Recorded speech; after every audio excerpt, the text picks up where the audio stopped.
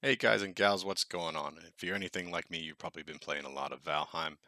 Um, Today I'm going to be going into some not so obvious tips for early game. I've been watching some Valheim videos and it just seems like it's been repeats of the same things, how to mine, how to gather resources. So hopefully we're going to cover some things here that aren't as obvious and are actually useful while we're playing.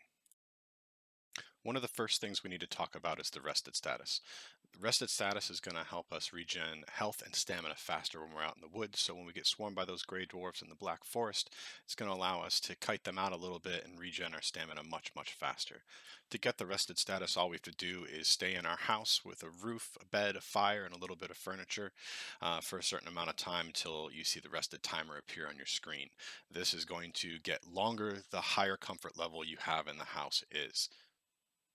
Next up, we're going to talk about the importance of food.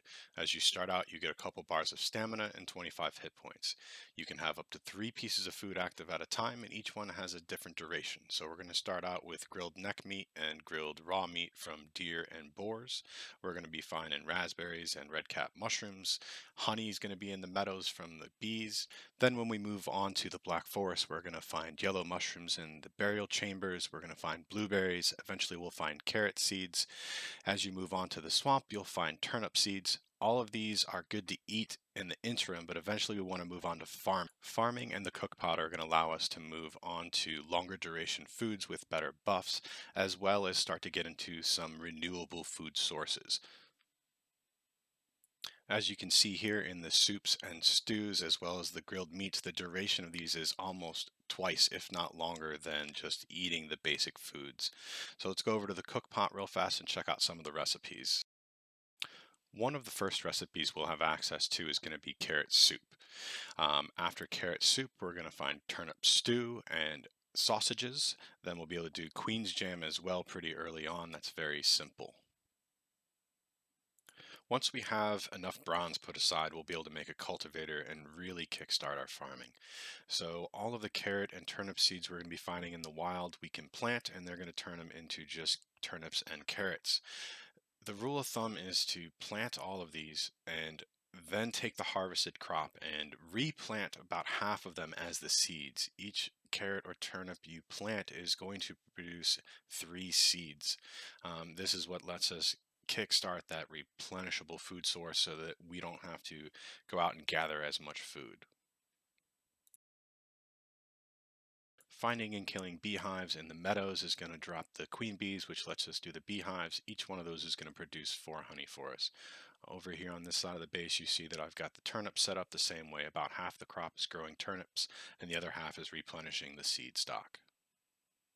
This next one's pretty simple. If you're stuck in a deep pit, hold run, jump a bunch of times until you get yourself freed. This is real useful for climbing things.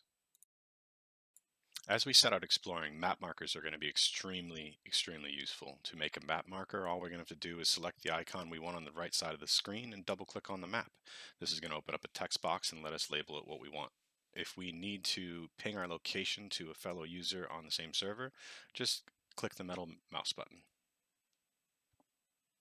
Once we have markers down, we can actually go back and interact with them. So we can cross off used copper deposits or an explored crypt, which makes exploring a little easier because you know where you've already been. You can see here I have a mountain region where I've already gone exploring and I've harvested a bunch of silver. So it just reminds me of where I don't need to explore again. As I started sailing across the world, I started mapping which biomes I was encountering just in case I couldn't tell from the little bit of revealed map that I saw as I sailed around. As we leave the meadows, we're going to want to find a more permanent base area. So as we explore certain parts of the meadows, you're going to come across these nice little clearings with abandoned village type structures. Now, in my experience on the main continent, you're not going to run to them that have Draugrs and things like that. This happens to be one on a different continent, but they are everywhere, and they're not too hard to find. So as we're exploring these, we'll find beehives in the abandoned houses. That's going to let us find those queen bees so that we can start making our honey. But you can also deconstruct these buildings and get easy wood so that you don't have to do a lot of chopping right in the beginning to start a structure. Sometimes we're also going to find pre-existing furniture in these, which allows us to get fine wood before we actually get axes to be able to chop it down. So it's just a nice little way to start up a camp with not as much effort as it normally would take to build one entirely from scratch.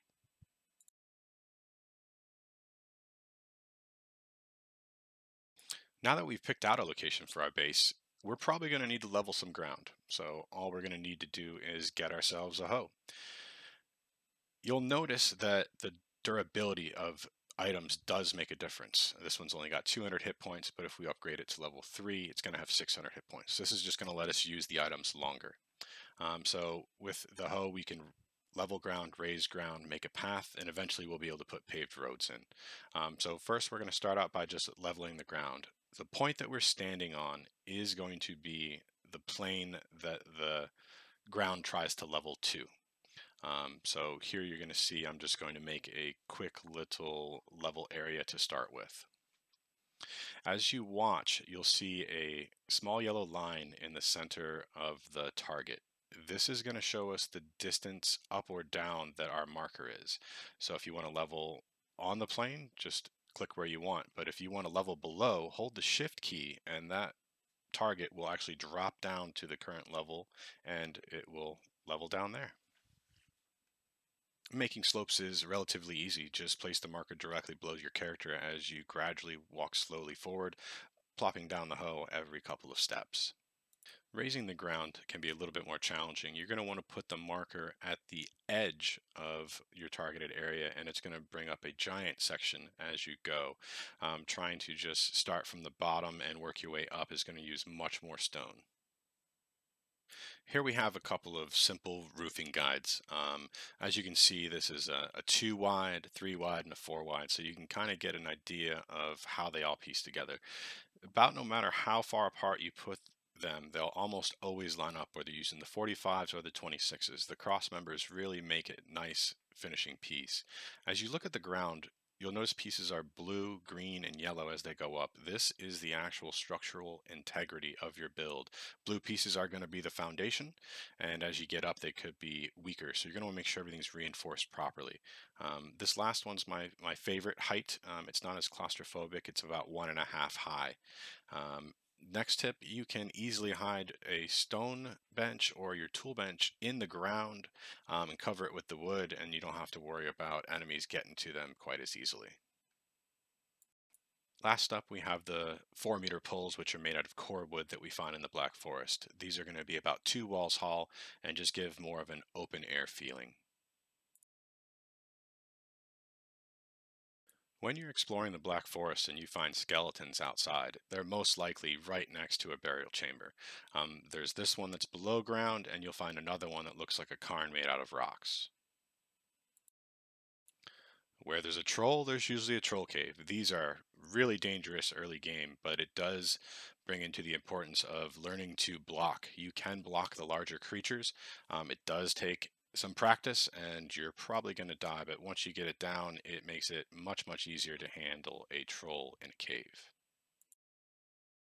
All of the larger monster types in the game can be used to knock down trees and stone for you.